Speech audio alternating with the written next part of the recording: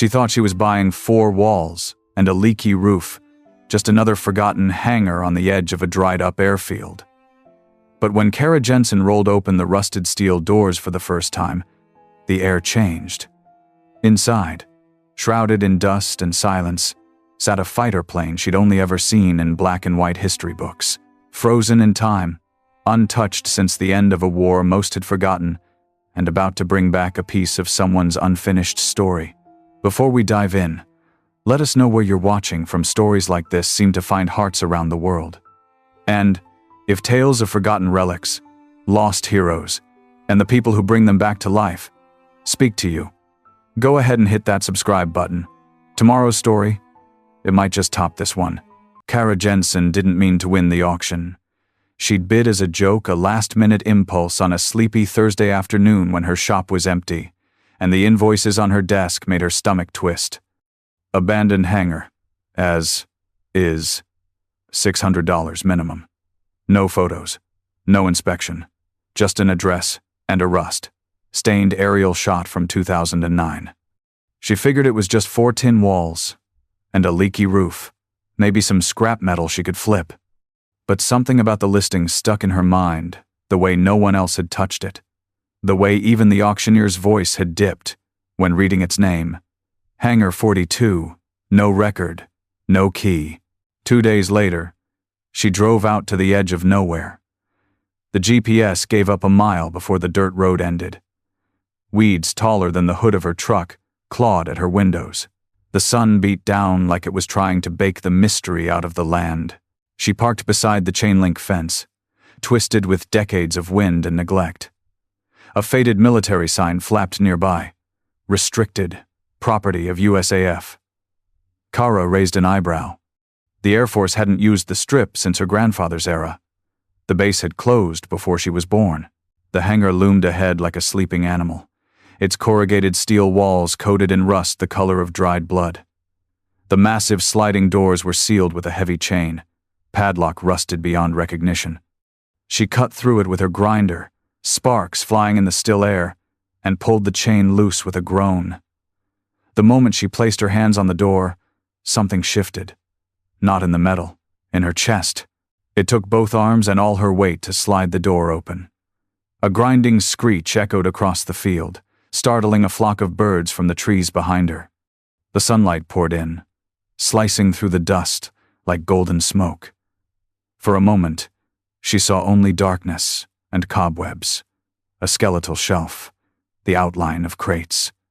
And then the shape emerged, sleek, silver, long forgotten, the kind of silhouette burned into every mechanic's memory, even if they'd never seen one in real life. A World War II fighter plane. Kara stepped inside, breath caught somewhere between awe and disbelief. The air smelled like old oil and varnished leather, thick with age. The plane sat slightly angled, one wingtip draped with a moth-eaten tarp. The propeller blades were still intact. The body, though coated in dust, showed no corrosion. Across the nose, painted in weathered black script, 2 words remained visible: Lucky 7. Kara approached slowly, as if afraid she might wake it. Her boots echoed softly on the concrete floor. It didn't feel like a graveyard. It felt like a secret kept too long. Her fingers brushed the cool steel of the fuselage, and for a moment, she forgot about the bills, the broken cars back at her garage, the long nights of scraping by. In this forgotten space, surrounded by silence and steel, something was waiting to be remembered, and she had just become part of its story. The morning after Kara found the plane, she arrived at the hangar before the Sunday mist clung to the tall grass and curled along the edges of the cracked concrete strip like breath from a sleeping giant. She'd barely slept. Her mind kept circling back to the plane, to the way it sat so perfectly still, not abandoned, not wrecked, preserved, hidden. She pulled the hangar doors open again, the screeching metal sounding almost familiar now. The sunlight crept in behind her, cutting through the shadows, and revealed the fighter in full. A.P. 51D Mustang, unmistakably. The rounded canopy, the gun ports, the flared tail. Kara had seen one like it at a museum when she was a kid, her father pointing out every part with reverence. "That," he'd said, "is the sound of freedom. But this one wasn't in a museum. This one was here, untouched by time, like someone had locked it away on purpose." She walked the perimeter first, taking it in slowly. The landing gear was still extended. The tires had deflated but held their shape, aged but not crumbling. The prop spinner had a dent near the tip, but the blades looked pristine. She reached up and wiped a streak of dust from the cockpit canopy.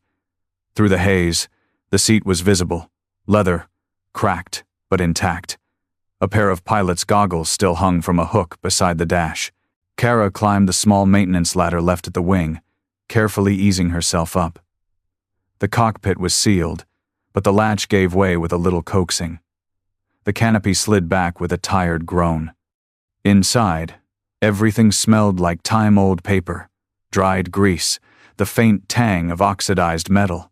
Instruments were in place. Toggle switches rusted at the tips. A faded photo was taped above the altimeter.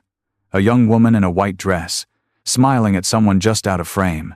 She sat for a long while on the edge of the cockpit, her legs dangling off the wing, trying to understand what she was looking at. This wasn't scrap. This wasn't junk. This was history. Hidden. Kara checked the fuselage again, squinting against the glare. The tail number had been painted over at some point sloppily, but beneath the faint layer of gray, she could still read the original designation. Her heart picked up. This wasn't just a museum bird. This had flown combat. Why here? Why this hangar? She circled back to the nose art. Lucky 7, in faded script. That kind of name meant something to pilots. Superstition, maybe, or a call sign. And the more she looked at the plane, the more she noticed. It hadn't crashed. It hadn't been stripped. No bullet holes, no scorch marks. It had been parked here, on purpose. Who had put it here? And why did it feel like it was never meant to be found? Back inside the cockpit, she opened a small side compartment. It stuck for a second, then popped open with a click. Inside, she found a leather-bound logbook. The name on the cover was written in careful cursive: Lieutenant James Callahan, 94th Fighter Squadron, U.S. AAF. She ran her fingers across the name. The ghost had a name now, and Kara had just opened the first page of a story buried for nearly 80 years. Kara carried the logbook to her truck like it was made of glass. She didn't open it right away. She wanted to. Her hands ached with curiosity. But something about the hangar, the plane, the photo in the cockpit, it all felt too delicate. Like rushing it might break whatever spell had preserved it for so long. Back at her garage, she cleared a spot on the workbench. The logbook smelled of old leather and dust, the kind that lives inside glove compartments and footlockers. She undid the strap with care. The pages were yellowed and thick, stained with time but still legible. The handwriting inside was neat, confident, and real. Lieutenant James Callahan. His first entry was dated the 4th of October 1944. Just days after he'd received his assignment to the 94th Fighter Squadron. Kara ran her fingers down the page, reading slowly, like each line was a whisper from the past. First flight, in 809 today. She kicks harder than the trainers, but she sings in the sky. Gunner says we're in for rough weather over Germany. I told him Lucky 7's going to live up to her name. Page after page, Callahan chronicled his missions. Some short, some almost poetic. There were weather notes, kill counts, repair complaints, and scattered lines about a girl named Margaret. Kara noticed her name kept showing up the closer the entries got to December. Margaret sent me a photo. Said if I make it back, the dress is for a spring picnic. I told her I'd make it back for every spring after. The entries stopped abruptly in late December, 1944. No farewell, no final flight record. Just a loose scribble. Flight order delayed, awaiting new assignment. The next page was blank, and so was every page after that. Kara flipped through the rest of the logbook twice, hoping for something hidden, tucked away. Nothing. She slumped back on the stool, the pages still open beside her. The sudden silence felt heavier than before. He'd vanished. She opened the logbook again, staring at the last line. Delayed flight. New assignment. Nothing more. No crash report. No follow-up. No record of him or Lucky 7 ever again. A knot formed in her stomach. She powered on her old laptop and started digging. The 94th Fighter Squadron had archives online, some digitized mission logs, lists of aircraft assigned, but no mention of a P-51 named Lucky 7. No pilot named James Callahan in the final quarter of 1944. It didn't make sense. Why would someone hide a fully intact fighter plane in a sealed hangar and leave it untouched for nearly 80 years? And more than that, why erase a name? Kara turned back to the logbook and noticed something she'd missed before. Tucked inside the back cover, slipped between the leather and spine, was a folded sheet of paper. She eased it out with tweezers. It was a letter. Faded, watermarked, unsigned. But the first line stopped her cold. If you found her, then you're part of this now. She read the whole thing 3 times. The ink had bled in places. Some of it was lost. But one message came through clear. The plane hadn't been lost. It had been hidden, intentionally, and whoever hid it had no intention of coming back. For the next 3 days, Kara barely touched a wrench. She went to work. Sure, the usual oil changes, squealing fan belts, and one transmission that nearly broke her knuckles, but her mind stayed rooted in that hangar, in that cockpit, in that unfinished logbook. Each night she returned to the hangar with a thermos of coffee, a flashlight, and a growing list of questions. She swept the floor, took dozens of photos, measured the wingspan, cataloged every marking. The plane was a P-51D Mustang, no doubt, but several parts weren't standard issue. Modified panels, a reinforced fuselage near the belly, slightly different mounts on the wingtips. It was subtle, almost invisible, unless you were trained to see it, and Kara had rebuilt enough classic cars to know when someone had customized a machine with precision. But what gnawed at her most was the condition. The plane was too perfect. The hangar had no insulation, no climate control. Decades of summer heat and winter frost should have eaten away the aluminum, rotted the tires, destroyed the seals. But Lucky 7 looked as if it had only just been wheeled in. The preservation wasn't natural. It was protected, maintained. At some point, maybe long after the war, someone had come here, cared for it, and then vanished. Inside the cockpit, Kara noticed something new. Just beneath the dash, partly covered by a cloth strap, was a small rectangular panel. It didn't match the rest of the aircraft. Different screws, a slightly newer finish. She reached under and tugged gently. It gave with a soft click. Inside was a compartment, no larger than a lunchbox. And folded inside was a second satchel, olive green, canvas, tied with an old parachute cord. She brought it into the light and opened it slowly. Inside were 3 things. A faded photograph of 2 men standing beside Lucky 7, one unmistakably Lieutenant James Callahan, the other with his face turned away from the camera, his uniform unmarked. A set of typed flight orders, marked Confidential, detailing an operation dated December 27th, 1944, the day after Callahan's final logbook entry. A military-grade map, with a flight path drawn in red ink, circling over France, then veering sharply into German airspace further than any mission the 94th had ever flown, at least on public record. Kara sat on the wing, hands trembling slightly. The letter she'd found said, "You're part of this now."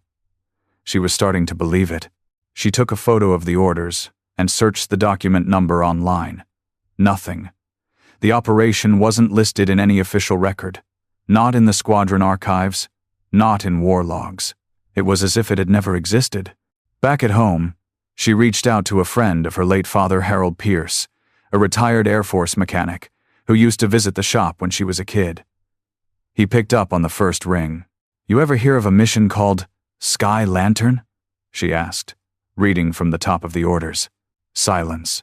on the other end. Then Harold spoke, his voice lower now, different. "Where did you hear that name?" "I found it," she said. "On a plane, AP-51, hidden in a hangar since the war." Another pause.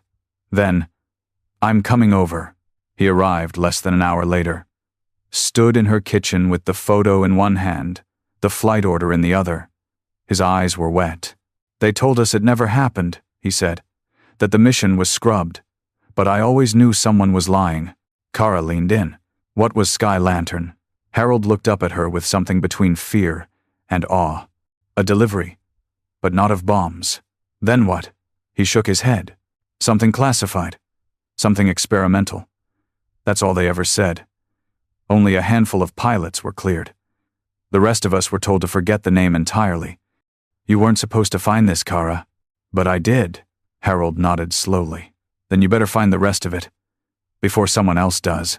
The next morning was cold for late spring. The kind of chill that seeped into your skin before the sun had a chance to wake the world. Kara pulled up to the hangar with coffee in one hand and questions in the other. Her mind buzzed with theories, timelines, missing pieces. She hadn't told anyone else, not even her closest friends at the shop, about what she'd found in the false compartment. Not yet. She wasn't sure who to trust. And now, thanks to Harold's warning, she wasn't sure she should. She parked close, engine still ticking as it cooled. The hangar door stood as she'd left it, half open, like a curtain pulled back on a stage no one expected to be watching. But today, something was different. There was someone standing just outside the fence line. A man. Kara froze halfway out of the truck. He wasn't moving. Just standing, hands in the pockets of a long brown coat, face turned toward the hangar. He was older, maybe late 70 seconds, early 80 seconds. Tall, military straight, the kind of posture that never really goes away. His eyes didn't move as she approached, but she felt them watching her all the same.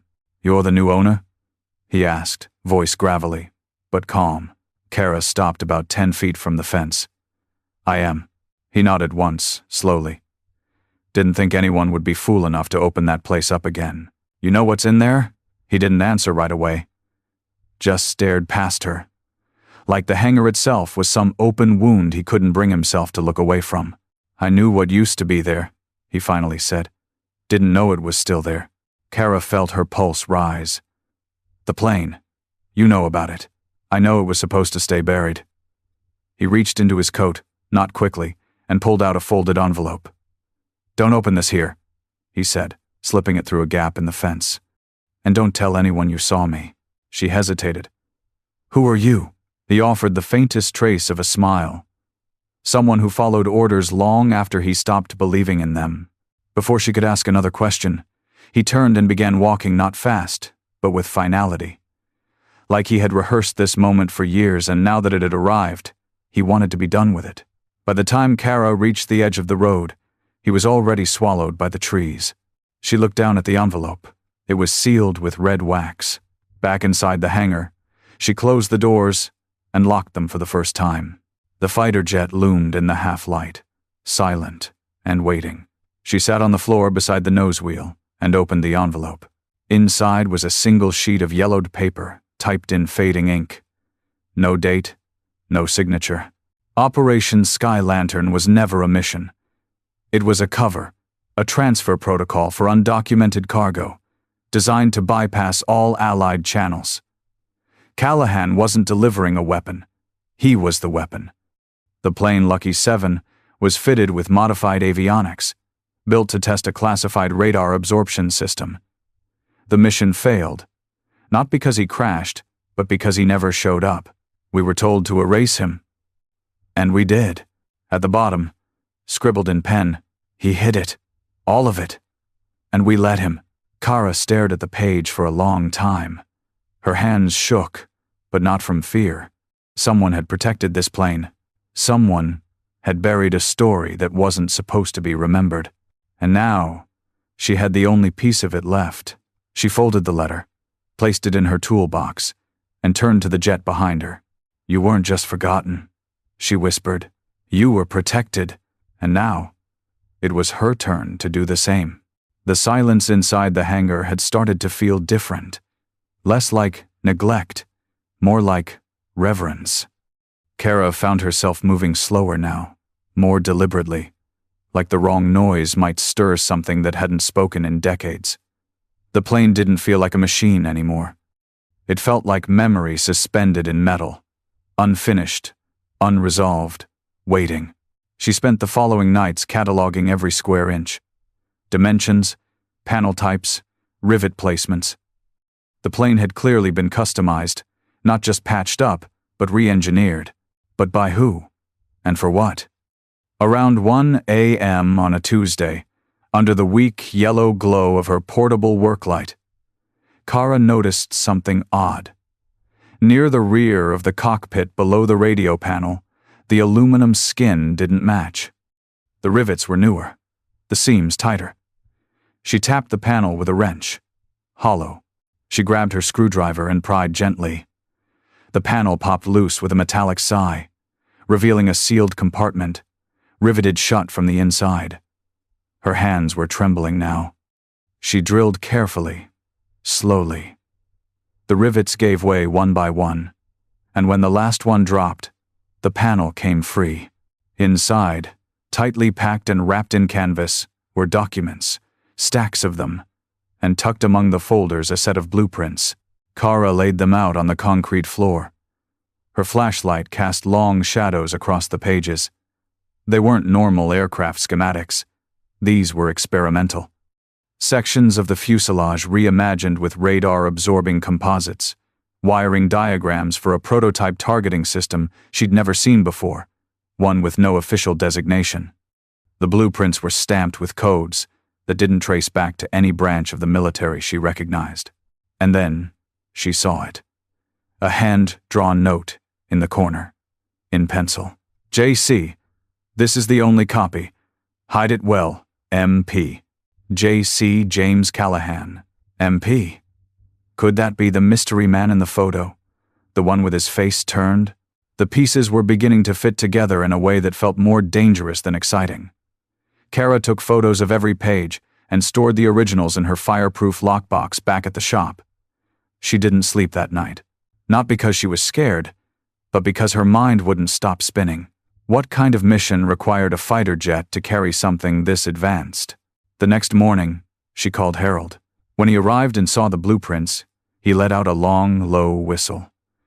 That's not standard Air Force. That's pre-Black Project stuff. Defense R&D before it even had a name.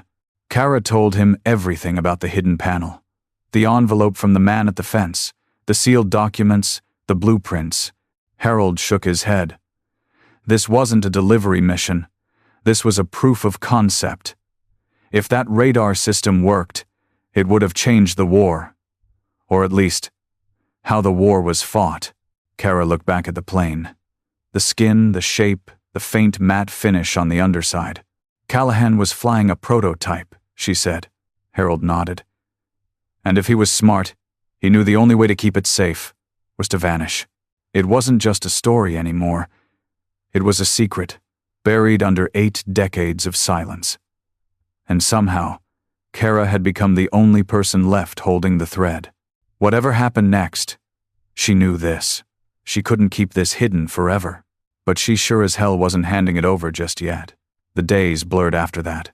Kara balanced brake jobs and oil changes by day, and by night, she buried herself in military archives, schematic diagrams, and grainy black and white photographs. The work in the hangar slowed, but only because the story inside that plane was growing louder than any engine she'd ever rebuilt. She no longer saw Lucky 7 as a restoration project. It was an unsent letter from the past, and she was determined to read every word. She dug deeper into the satchel she'd recovered from the sealed compartment. Beneath the blueprints was another envelope, yellowed with age and stamped, "Return to Command Undelivered." Inside was a carbon copy of Flight File 227, L, dated December 27, 1944. The same day, Callahan's logbook went silent. The flight file was heavily redacted, but some details stood out. Pilot, Lieutenant James Callahan. Aircraft, P-50. 1D, modified configuration. Call sign. Lucky 7. Mission objective. Escort and observe transport through hostile corridor. Test radar silence parameters. Notes. Subject instructed to divert upon breach. Final path classified. No recovery expected. No recovery expected. Kara stared at that line for a long time. It wasn't a mission. It was a test, and not just of the plane, but of Callahan himself. Send the aircraft into enemy territory, under cloak, and if it survived, the tech worked. If it didn't, well, the government already had its deniability built in. She called Harold again.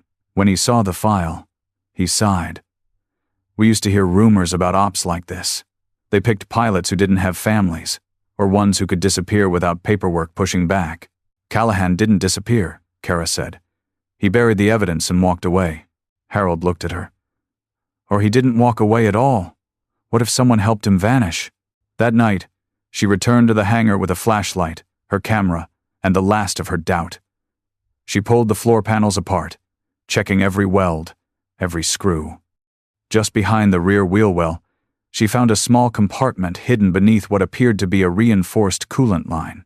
Inside, wrapped in oilcloth, was a military-issue sat phone, disconnected, of course, and a film canister. Back at the garage, she developed the film in the darkroom she hadn't used in years. Frame by frame, the truth unraveled. Images of Lucky 7, half assembled. A hangar not hers, but clearly military. Men in white lab coats inspecting a wingtip that shimmered faintly under infrared light. And finally, Callahan himself, not in uniform but in a civilian jacket, standing beside a woman in a floral dress, the same woman from the cockpit photo. On the back of the final image was a handwritten note. We did it. The sky doesn't see me anymore. Just like they promised. And Margaret, the woman he was writing to. The one who was waiting in every logbook line, every unfinished sentence. Kara leaned back in her chair and stared at the photo. He didn't vanish because he failed. He vanished because he succeeded, and he couldn't let anyone find out. Callahan wasn't missing. He was hiding, and he had been hiding in plain sight, under layers of secrecy, buried inside a forgotten hangar, waiting for someone who could hear what the silence was trying to say. And Kara, somehow, had become the one listening. By now, the hangar felt more like a chapel than a workspace. Every echo, every scrape of boot on concrete, carried a kind of weight Kara couldn't explain. She found herself whispering, without realizing it, not out of fear, but respect. She wasn't just restoring an aircraft. She was preserving a man's unfinished goodbye. There was one more compartment she hadn't touched yet, the small storage area behind the pilot's seat. It had been jammed when she first found the plane, and she hadn't wanted to force it. But now, armed with everything she'd uncovered, she felt ready, or at least obligated.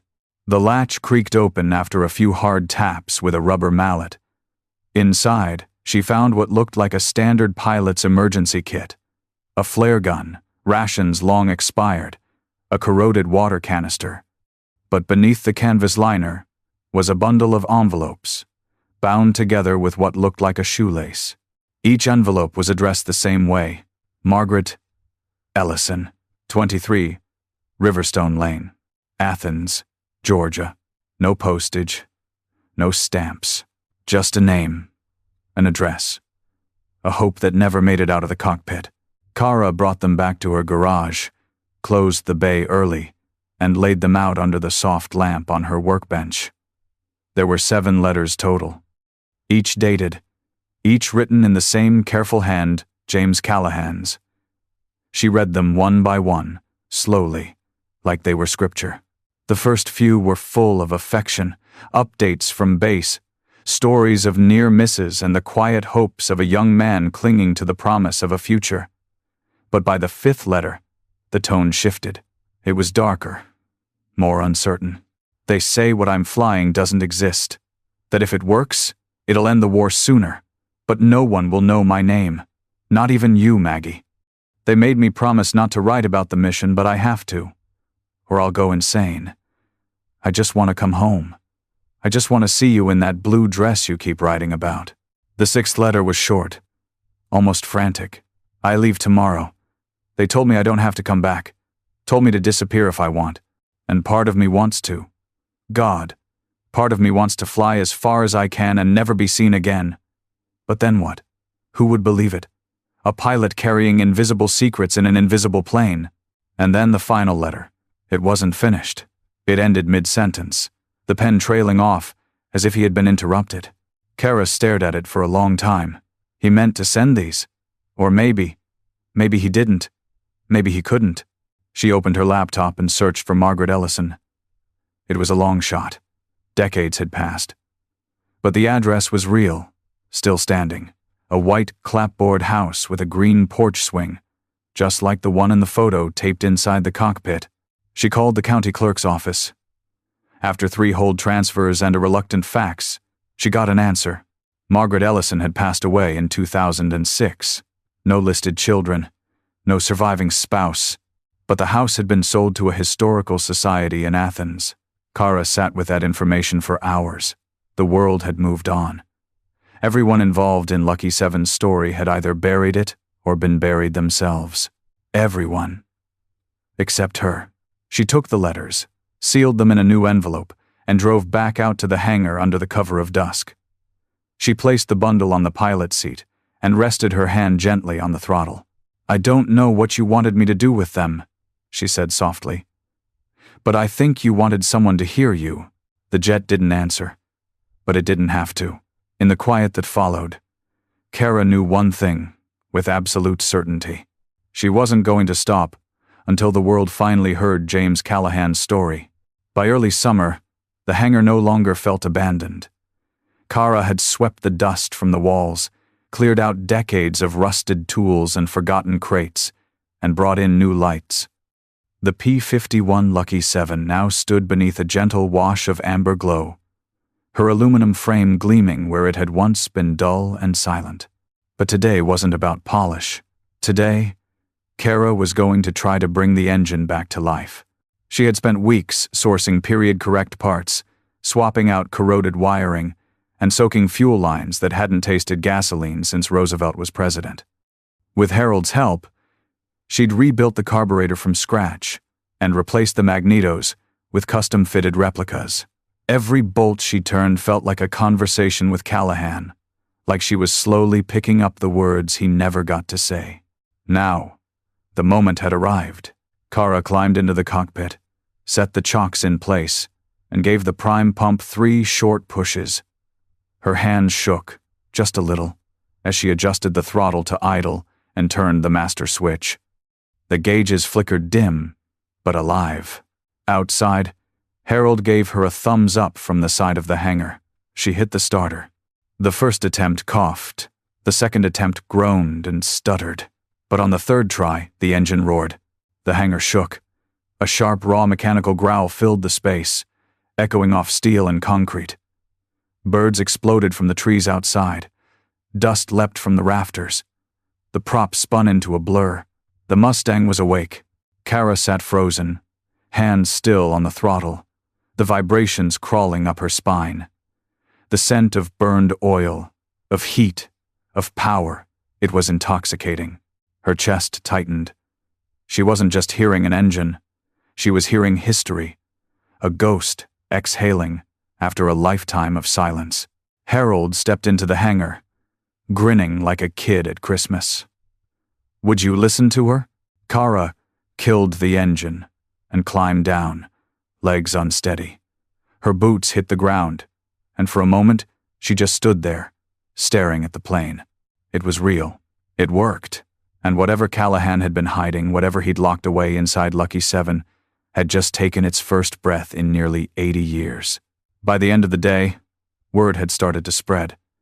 A few locals showed up, drawn by the sound. One of them, an older woman with silver hair and a walking cane, stood at the edge of the open door and whispered, "My brother flew one of those."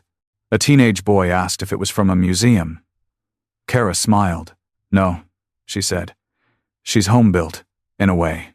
And that night, when the sun dipped below the trees and the sky turned that soft Georgia gold, Kara sat on the hangar floor beside the wingtip. The engine had gone cold, The tools were put away, and the letters were safely locked in her shop. But something inside her was still buzzing like the hum of a plane just overhead, the one you can't see but somehow feel in your chest. The plane had come back to life, and so had the story. Tomorrow, she would open the hangar doors to the world. But tonight, she sat with the silence again, not as an intruder, but as a keeper. The morning of the unveiling felt like the end of a long-held breath. Kara arrived at the hangar before dawn, coffee in hand, a wrench in her back pocket, not because she needed it, but because it felt right. Habit. Ritual. Her fingers still bore the fine cuts and bruises of 100 late nights. Her nails, perpetually smudged with grease, were now a kind of badge. This had become more than a restoration. It had become a reckoning. By 7 a.m., the first visitors arrived. A local vet who had heard rumors, a history teacher with a camera. Then came the curious, the skeptics, the ones drawn by the sound of the engine last week and the whispers that followed it. They stood in clumps outside the fence, watching, waiting. At 8:32 sharp, Kara slid the hangar doors open. Gasps rippled through the crowd. There she stood, Lucky 7 gleaming under the morning light, her wings buffed to a soft matte sheen, her prop polished, the nose art carefully restored in its original black script. Not flashy, not fake, just honest. Somewhere in the crowd, someone whispered, "She looks like she could fly right now." Kara smiled. She could. Harold stood near the front, arms crossed, grinning like a proud grandfather.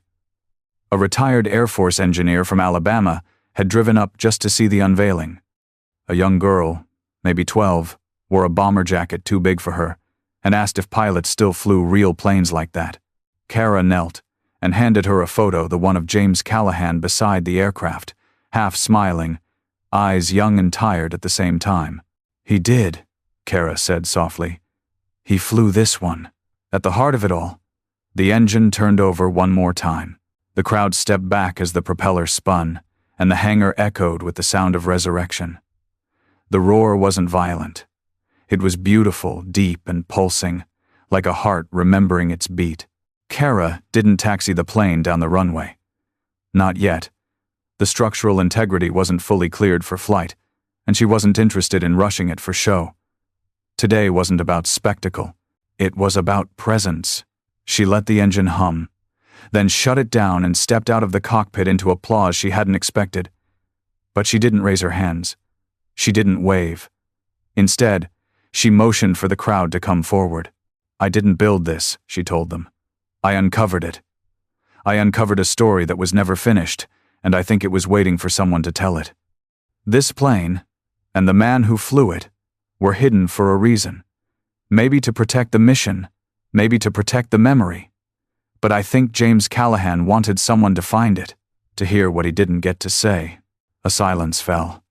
Not awkward, not empty, a respectful stillness. She reached into her coat and pulled out the final letter, the unfinished one. She placed it on the dash in the cockpit and turned back to the crowd. "I don't know if he ever made it home," she said. "But I think all of this was his home. His goodbye, his way of making sure someone remembered." One of the veterans stepped forward, placed his hand on the wing, and whispered something only the metal heard. Later that evening, when the hangar was empty and the sun hung low behind the trees, Kara sat on the edge of the runway, not alone, just quiet. The letters were safe, the blueprints archived, the plane protected. Lucky 7 hadn't just been lifted from dust, she had risen, and in doing so, had carried more than a pilot's legacy. She had lifted the weight of forgotten history, one bolt, one page, one breath at a time.